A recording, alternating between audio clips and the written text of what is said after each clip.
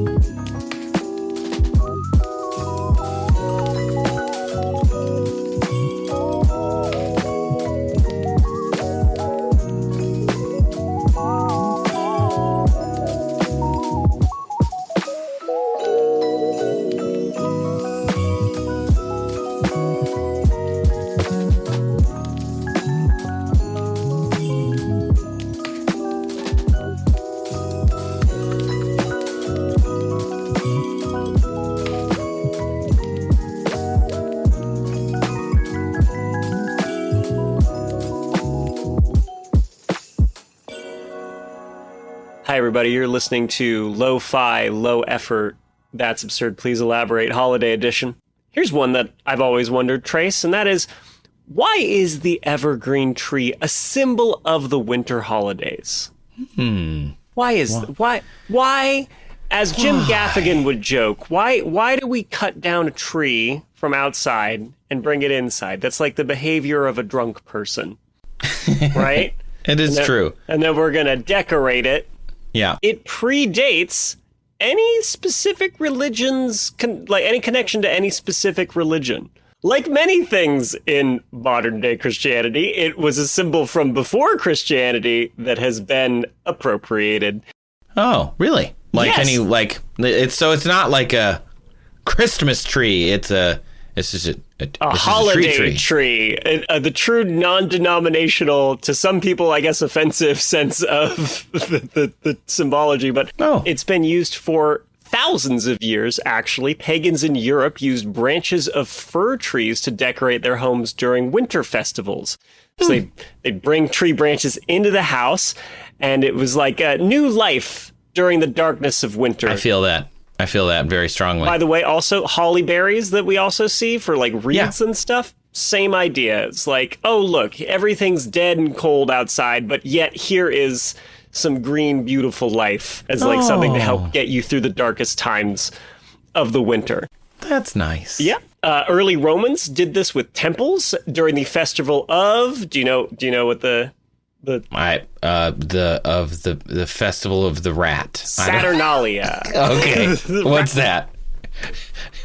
Rat times. No, so rat times are coming. I'm so excited. So Saturn, by the way, is like the Roman equivalent of Zeus, right? It's the same god in the pantheon, just with a Roman name. And so Saturn's festival was in the winter, around the winter solstice, and it was a time when people would get together and drink and party and do taxes. Of course, doing taxes, very important. Gotta do your taxes at the end of the year. It's very important. That's right. Gotta get ready for tax time. Hey guys, where's Augustus? Where's you guys, he at? tax doing party at my place. Everybody's welcome to. We don't even care. We're totally open to sharing your tax information with each other. We're all very good friends here. So you just bring in your W-2 and you put it in this fishbowl. Yeah. It's okay if you have a spouse. You can put their 1099 in a bowl, and we'll pass around the bowl. You just take a 1099 out. You can do somebody else's. You can do taxes for somebody else. You're doing somebody else's taxes. And we'll call it Saturnalia. Anyway, great. Thanks. Okay, but in the 1600s, all right. That's when, let's get back to the actual Christmas trees now. That's when the Germans, who just know how to party, you think the Romans could party. No, 1600 Germans, they kick it up a notch. That's when, instead of bringing in little twigs and branches, they get that whole dang tree in there. Because the Germans... Start pulling it in. They do not half-ass anything. All right? They're getting the whole tree. They bring it inside. They decorate it with gingerbread, apples, and nuts. Oh. I have no idea why. I mean, gingerbread's nice. I don't know. Maybe it's like, and also this this tree that's alive in the winter and it's bearing fruit. And that could be. That would make sense. That's my best guess, but I have no idea. And then somebody was like, hey, you know this tree that's like not connected to its vascular system anymore and not getting water, and it's covered in like little pine needles that can dry out? And also apples. Yeah. And apples for some reason, and nuts. And gingerbread. Which nuts, I think I know where you're going here, is flammable. Sure. Yeah, you know where I'm going. So somebody looked at this whole thing and went, you know what that needs is open flames. Yeah, totally. On it. Yes, so definitely. They start putting candles in the branches. Sweet. Now, of course, this is okay at first when the tree is fresh, right? It doesn't burn easily when it's still got some moisture in there. But then if you're like me, and you leave your tree up well past the Saturnalia tax time into actual tax season, like April, you're in a bit of trouble. So if you have a real tree, get rid of that dang thing once the holidays are over. Put candles on it and then don't leave put it there. candles on it. You don't need to do that anymore. That's funny. So this tradition, though, didn't come to America until the mid-1800s. Wow, that seems late. Because people here were like, Christians who came to America were like, that's a pagan thing. We don't do that thing. They were kind of skipping over the German part of it, I guess. They're just like, those Germans are crazy. Yeah. We're not going to do that. Until Queen Victoria, who was German-born. True. Yes. What is it? I don't know. Von Habsburg. I don't remember. Yeah. Popularized it with the Brits. And then the people over here were like, sweet, we can do this flammable tree thing here too now. Oh, good. This is now a tradition. We're Anglophiles deep down, so we're fine. We'll just Vic says it's good, so we're in. Yep. Good old She's Vicky. A stylish lady. Gotta copy what the Queen's up to. Even though we fought a whole war about not having to do what the king or queen were doing. Like 100 years later, in hindsight, we're like, actually, let's do what the Queen's doing. So that's why we have trees? In the United States, yeah, that's why we have Christmas trees. That's why that's a tradition. We don't do taxes like they used to, though. That's unfortunately, Queen Victoria has not popularized that over here. Unfortunately not. Can we just get some early Roman style? Everybody loves the Roman Empire. Can we love all the parts of the Roman Empire, if you know what I'm saying? All right. Well, with that, we're going to fade into the background again and let you lo-fi out. Enjoy.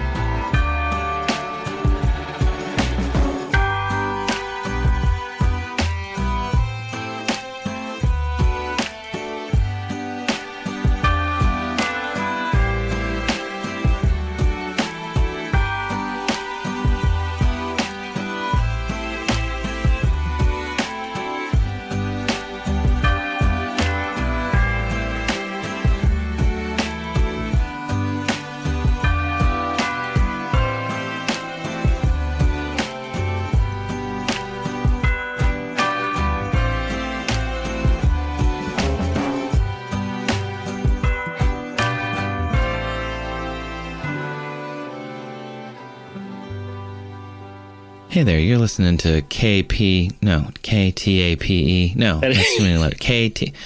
You're listening to KTPE. Yeah, that's it.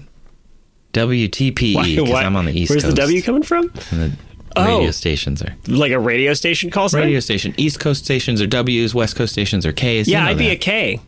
You'd be a K, I'd be a W now. Oh. I miss when you were a K. I miss when I was a K too. Anyway, we're not here to talk about that. We're here to say happy holidays, everybody. A question was sent to our show by Matt P. This one's for you, Matt P. Why merry for Christmas and not happy? Like, why don't we say happy Christmas? Yeah, why aren't we saying happy Christmas again? It's weird to say happy Christmas, right? I mean, we say happy holidays. We say happy New Year, happy birthday, happy all the other holidays, happy Veterans Day. Do we say that? I don't know if we say that. But we don't. But we say Merry Christmas. Yeah. Any ideas? Again. Any ideas why that might be? Now we're saying it again. It was illegal here. A lot of people don't know that. But it was... Yes, well, some people would have you believe. That seems like fake Merry news. Christmas, the people would burn your house down. It was insane. But thank goodness you can say Merry Christmas again. I would say Merry Christmas, and then the Happy Holiday police would come around. Is this like the vegan police in Scott Pilgrim? Yes, they'd burst through the wall. But not anymore. We're saying Merry Christmas again, which is great. I'm so happy for that. Sorbet's not vegan? I think of that. So I think of It's Milk and Eggs bitch, way too often. I want that on record now. Too. I want you to know that at least I'd say once a week have the phrase It's Milk and Eggs bitch come into my brain. Okay. Yeah, we're saying Merry Christmas. So I found, Matt, I didn't know the answer to this. I have thought about it before, because when I lived in the UK, they say Happy Christmas. It's very common to say Happy Christmas. Yeah. Even in like the Harry Potter movies and books and stuff, they say Happy Christmas. Happy Christmas, Ron. Happy Christmas, Harry. You know, like it's just a normal. So I was like, why do we say Merry so much? And I found a Time magazine article that talked about it, and they said the first known use of the phrase "quote unquote" Merry Christmas dates to a bishop to England's chief minister in the 16th century. And the religious leader hoped that the chief minister would have a Merry Christmas in a letter. Pretty boring. I don't know why anybody would copy them. And then in the 1860s, Charles Dickens wrote it into his books. Okay, but Charles Merry Dickens Christmas. was British, right?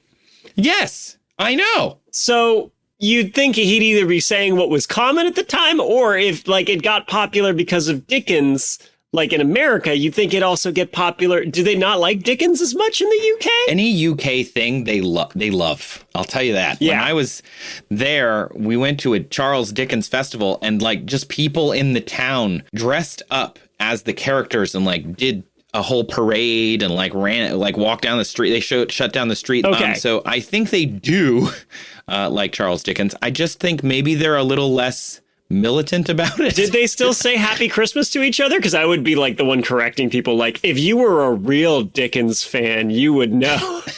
If you're a real dickhead. Wait, no, that's not it. You don't say that. You're not. That's not how it goes.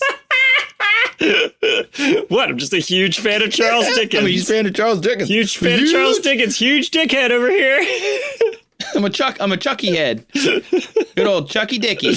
Anyway, for some reason, it caught on because of Charles Dickens, and it's just continued to catch on. I personally often wish people happy holidays. The alliteration is great, and it acknowledges that the end of the year holidays are valuable for everybody, and it's a bunch of different ones. There's also like New Year's, which is a holiday right after Christmas. So even if you only celebrate Christmas and New Year's, happy holidays is still an appropriate greeting. And also, maybe you're wishing people happy holidays because there's a holiday before Christmas, because there are several. You can say Merry Christmas if you want until December 25th, and then you got New Year, you got all sorts of other holidays happening. Within a week. Unless you're kind of a jerk and you're like, I actually don't want you to have a happy New Year. I do want you to have a Merry Christmas.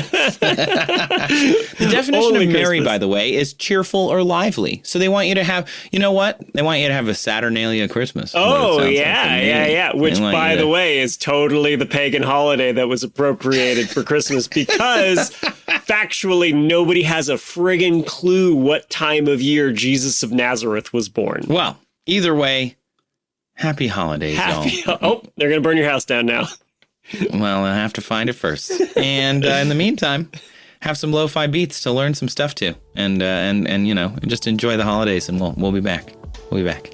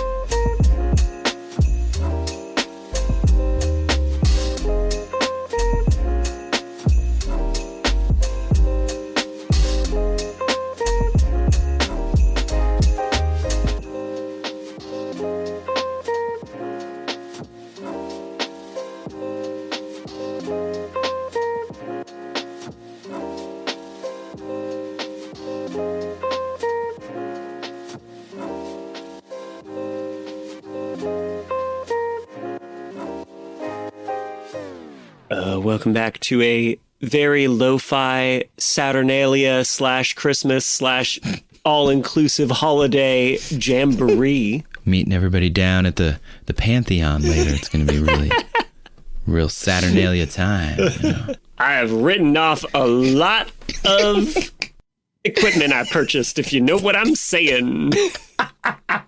What fun fact are you here to regale us with on this joyful evening? Okay. Remember we were talking about like the lights that people put on their drying, desiccating trees? They're fire hazard trees. Right. Yeah. Yes. You know Yes, I remember. Well, I mean, that's obviously there's more than just the lights on the tree now. People decorate the whole dang houses, the whole city streets just covered in lights, twinkle lights, fairy lights, string lights, Christmas lights. What they have many names. How did that start? Where'd that come from? I'm going to guess some kind of like modern 20th century thing. That's what I don't know, because it feels like they wouldn't have invented them. Like it wouldn't be like Tesla invented string lights, like 150 years ago, right? Not Tesla, but the man who is forever linked to Tesla. His mortal enemy and former employer, Thomas Edison. Good old Tommy Alva. In 1880, invented string lights. No way. So that seems way too soon. 1880. I mean, there wasn't exactly like light bulbs before that. So, can't really have them without the light bulb to begin with. Yeah, that's true. He's like, all right, well, I've got one light bulb. There's like a hard. But what if? How would I sell more light bulbs? What if I string them all together? You gotta buy them all now. You gotta buy a bunch of bulbs. Right. So, again, this does date back to when the Germans were decorating trees with candles. And as we maybe alluded to, but didn't directly state, if you caught the hints, it would cause fires. Okay. Yeah. Bad. So Thomas Edison comes up with using light bulbs instead, where, the bright hot part is contained inside of a little glass bulb.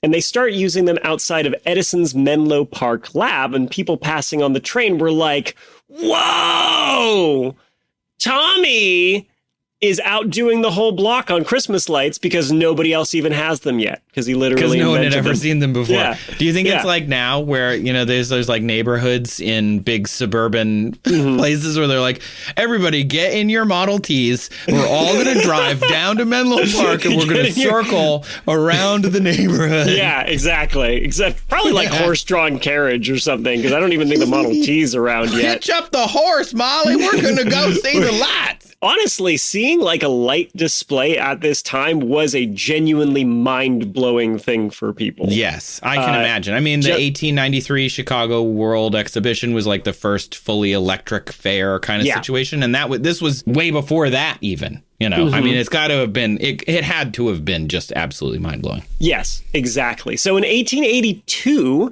Edison's partner wired 80 red, white, and blue bulbs to a revolving fir tree. That partner, by the way, Eddie Johnson. Nice job. Good thinking. Although rotating the entire tree, bit extra. I loved it. I mean, I wasn't there, but I can picture it in my head, and I love it. Yeah. It's pretty cool. It's very Home Alone, Na, na, na, na, na, na, na, na. It's like Michael Jordan, rotating Christmas tree. Edward Johnson's got it down. He's figured it out. So then, in 1895, President Grover Cleveland requested that the White House tree also have electric bulbs. Decorating a big tree and covering it in shiny electric bulbs has been a thing ever since. That's cool. That's really neat. So how did we get from, were these just something he went and bought in the store, or did he like go to Edison and be like, yo, Eddie, Tommy, come here? Presumably he had an in with Thomas Edison being the president and was I guess like, that's probably true. Yeah. Tom, Pimp My House, but with lights, you know, whatever the 1895 equivalent of Pimp My House was. Pimp My House. That's great. Yo, I got a TV crew coming. Pimp My House. Yo, dog, I heard you like seeing inside. So we put lights in your house. We put lights on this tree, and then, watch this, flip the switch, the tree rotates! Oh. The 1890s were a simpler time.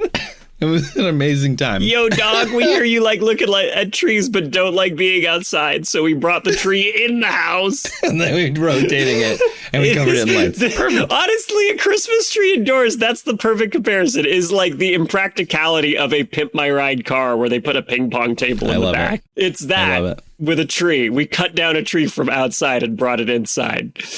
Great. Okay. So, in 1916...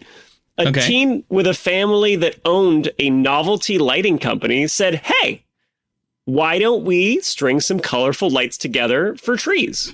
You know, like little itty bitty lights. Like little ones. Yeah, small ones. Well, maybe not that little, I guess. Smaller than like a light bulb. But smaller than a probably not as small as the one we have now. Yeah. And it was a huge success. And because they were the first to get in on it, they cornered the market on tree lights until the 1960s. From when? From 1916 until the 60s.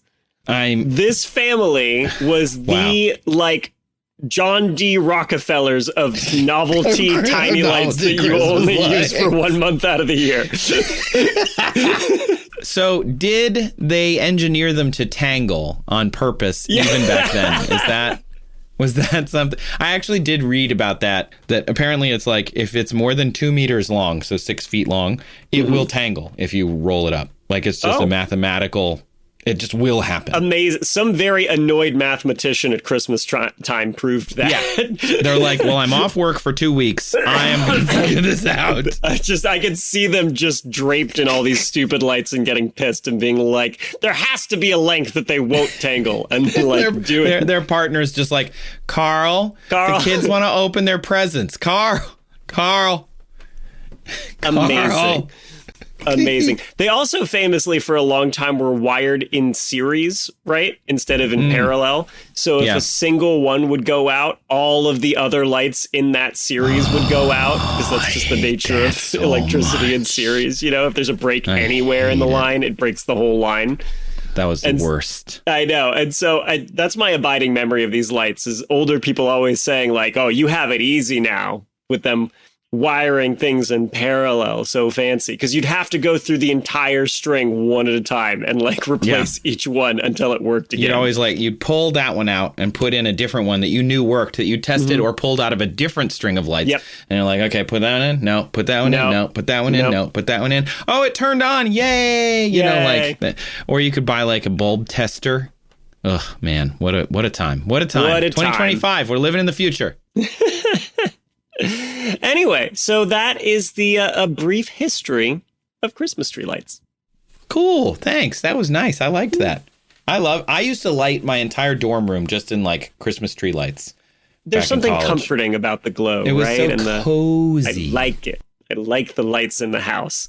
Listen, Exhibit put these lights up himself. Are you going to undo? Yo, dog, I heard you like light bulbs. So we put light bulbs on your light bulb so you can light bulb while you light bulb. I heard you like dopamine in your brain. You like coziness and dopamine. I hear you like a gentle glow to ward off the saddest, darkest time of the year. Honestly, I need somebody to get a cameo of Exhibit saying, yo, dog, I hear you like hygge. the Danish concept of warmth and comfort. Of warmth and comfort in the holiday season in the hygge. Yo, dog. Oh my gosh, I love it. Let's go back to some lo-fi, some lo-fi beats for a while, and then we'll come back. I have another fact to share. Oh, great.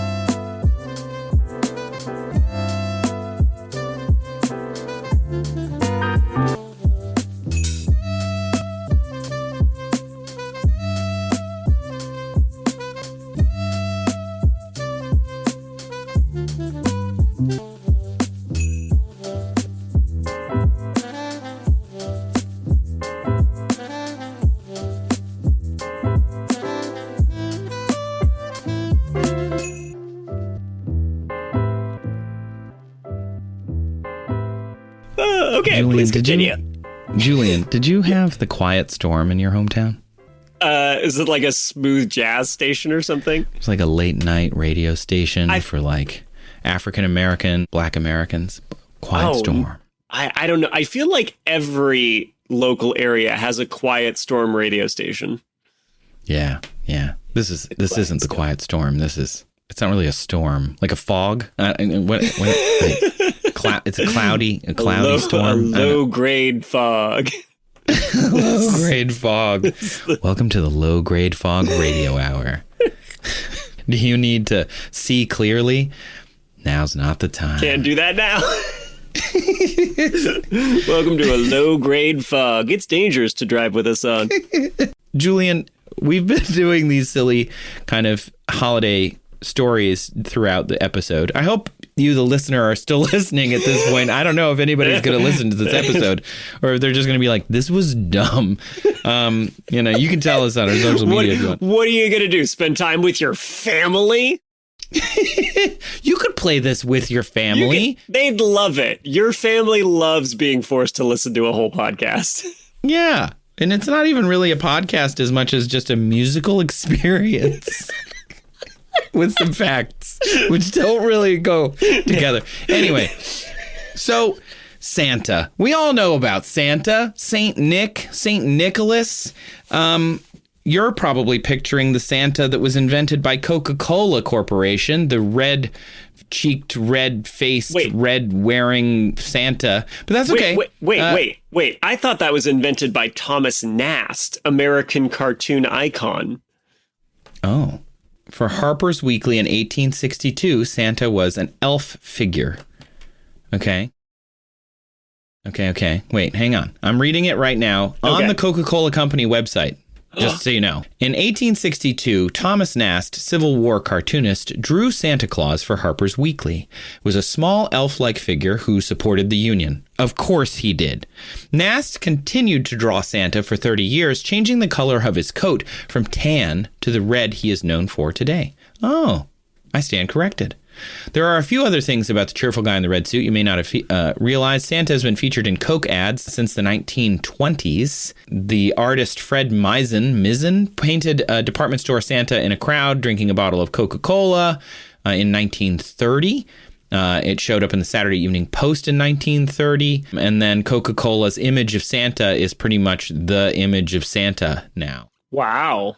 They go on to basically claim that. This is the number 2 fact in this list is Coca-Cola helped shape the image of Santa. That's okay. So we're both right in different ways. Yeah. That was a weird piece of trivia in my brain that Thomas Nast kind of popularized. That was good.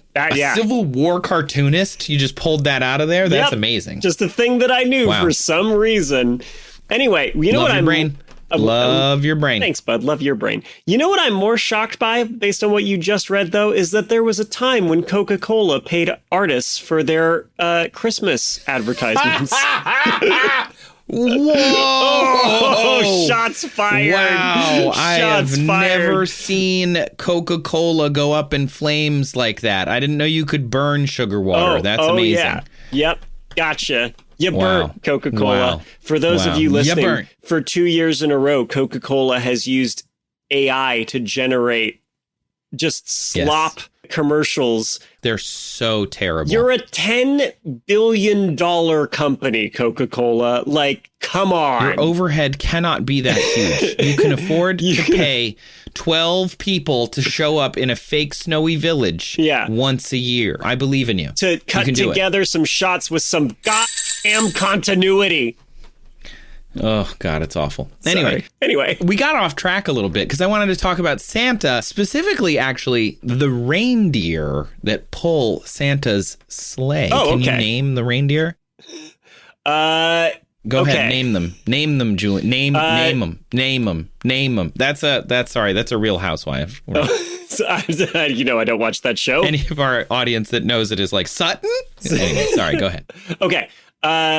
Donner, Prancer, Cupid, Vixen, Dasher, Candy. You're naming them in Vivian. the most unhinged order. Sorry, I started slipping into There are like stripper songs names. and poems that name them in a very specific order. This is like the time I realized not everybody ate an apple the same way, and it just blew, broke me for a while. Yeah, I don't know the reindeer names that everybody knows, but I know Thomas Nast for some reason. There's Dasher and Dancer and Prancer and Vixen and Comet and Cupid and Donner and Blitzen. Right. But do you recall the most famous reindeer of all, Rudolph? Okay. Anyway, a couple things about these reindeer.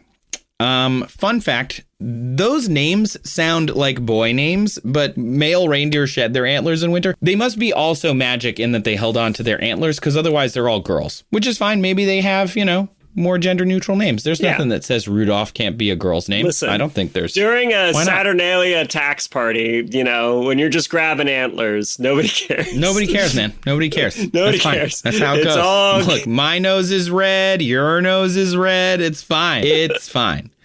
But why are the reindeer magic? Like, where did that come from? I had never thought about it. So I went and looked around, and I found on NPR a quote.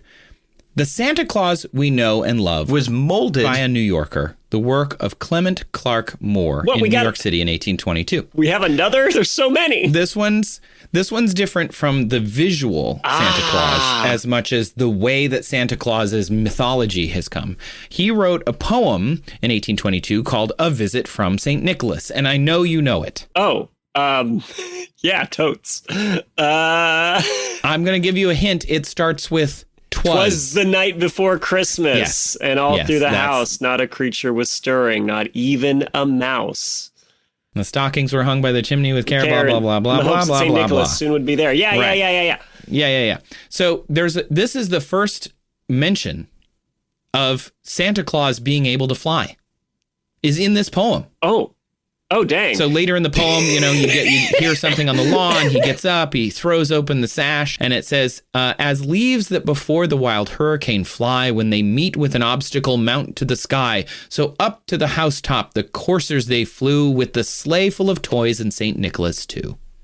He specifically turned the medieval saint into a flying reindeer driving jolly old elf. Do you think that there were like Santa purists in 1822 that were really mad, very upset? The way that like when Twilight made vampires like sparkly, and a lot of people got all mad about it. Do you think there were people that were like, Santa can't fly? This is definitely Santa's Twilight moment. You're insane. People like the equivalent of 1820s blogs, which I guess would just be a street corner yelling, extra. Clement Clark Moore makes Santa fly. Mothers of the world upset.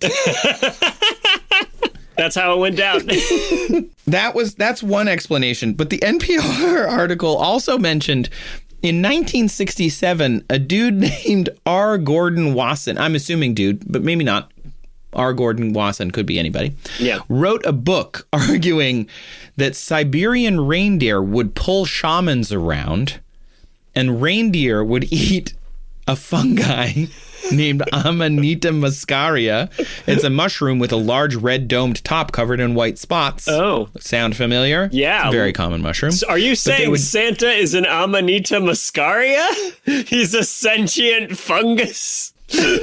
No, what I'm saying is that the reindeer would get high, and the shamans would eat this and think that they were flying because the reindeer were going so fast, because these mushrooms are psychedelic. This is a very excellent theory, but was more or less discredited in favor of the poem because shamans in Siberia don't actually drive sleighs or use reindeer to pull them.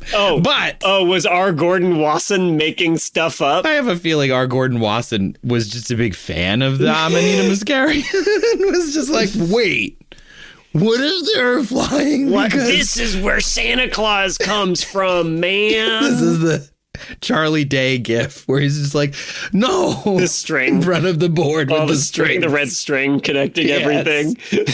Yep, that's it.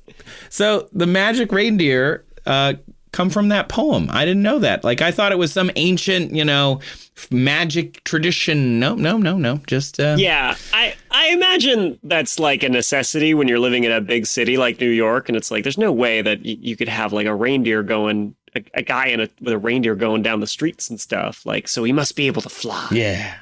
He must be able to. So let's go back to some more lo-fi beats. The last segment of lo-fi beats. Enjoy. This is the time to go, get that extra nightcap, find that extra $10.99 in the fishbowl, whatever it is that you're doing on your Saturnalia.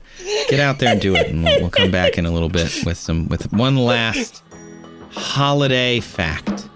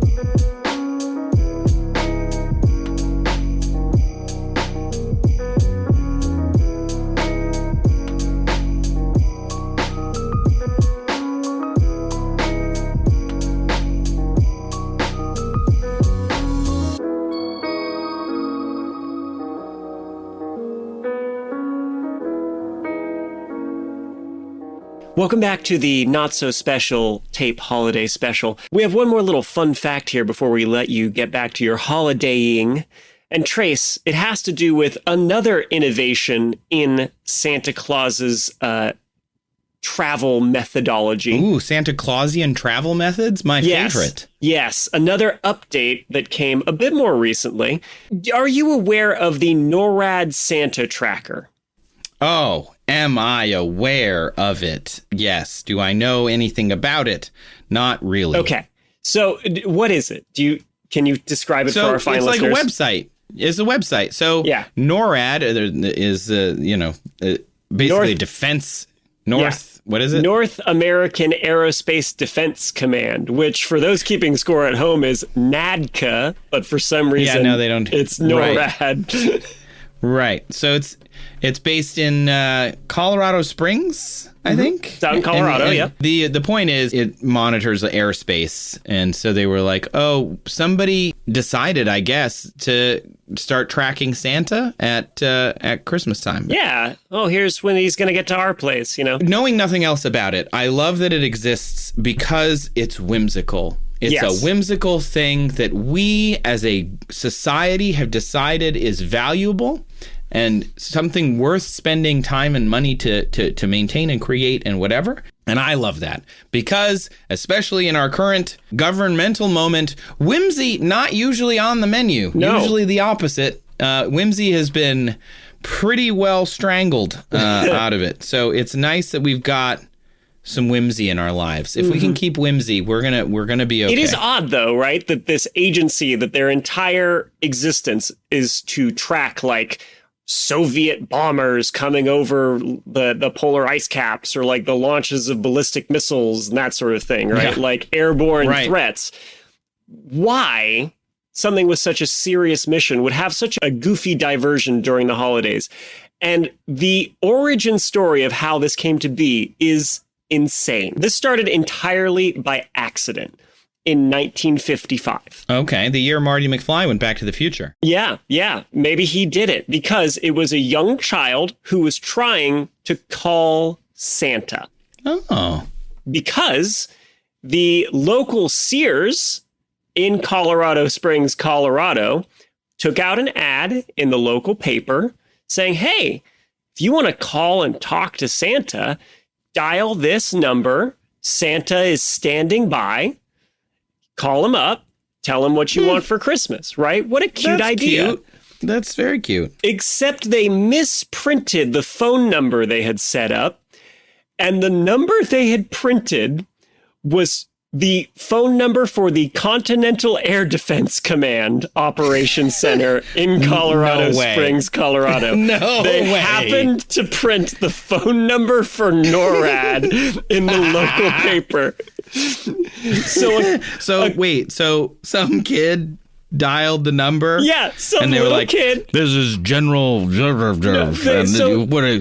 how it goes down. A little kid dials this number, right? Expecting to talk to Santa. That's what's happening in this child's mind, okay? Hello, could I please speak with Santa, please? Yeah, exactly. And on the other end of the phone is Air Force Colonel Harry Shoup. Oh, no. He's on duty that night, waiting for the Russians to launch a nuclear strike against America during the holiday season for maximum impact, right? He gets a phone call from this child and he just explodes on this kid, right? And chews him out and tells him off, and he makes the kid cry. No. Yes. And so the kid's mother, who's standing nearby, sees her child crying and is like, what the hell is the Sears Santa Claus man doing to my kid? To my child. Making my kid cry. So like the colonel thinks it's a joke. The kid thinks he's talking to Santa, and the mom thinks that some Sears employee is just being a psychopath. So she gets on the phone and is like, what the hell are you doing here? And the guy's like, me? Why are you calling NORAD? And she's like, this is the number that was in the paper.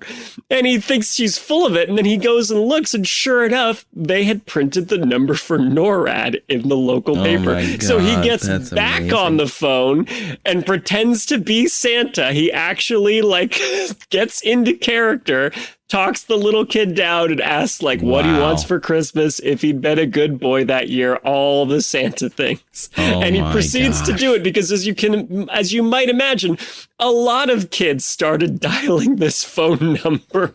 So he just sucked it up and pretended to be Santa for all these people calling in. I love that. I think it's so insane. I love it so much. And it started a tradition at NORAD where now every year they track Santa's movement, which is perfect because if anybody was capable of doing it, it would be NORAD. That's incredible. I love that. Love that story so much. It's so bananas. What were the odds of all people that it would be NORAD? I mean, it could have just been some guy, right? Could have been any random guy. Some person in Colorado. Mm-hmm.